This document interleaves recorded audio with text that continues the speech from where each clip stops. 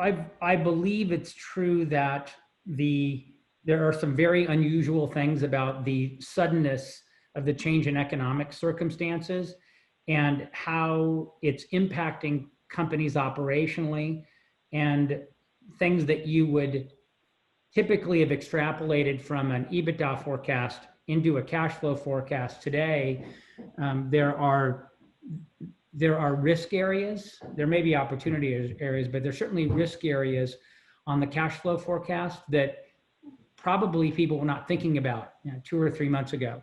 And you mentioned earlier in our discussion about some of the toggles and scenario analysis input areas you'd like to have today that you might not have thought seriously about 3 or 4 months ago. Can you talk a little bit about what those are?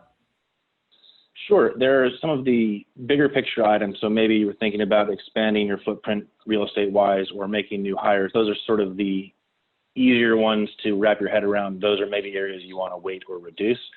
A few of the areas that would be considered today that never would cross one's mind perhaps 8 or 9 weeks ago would be things like furloughs or leaves of absence, or having salary reductions, across the board type of reductions.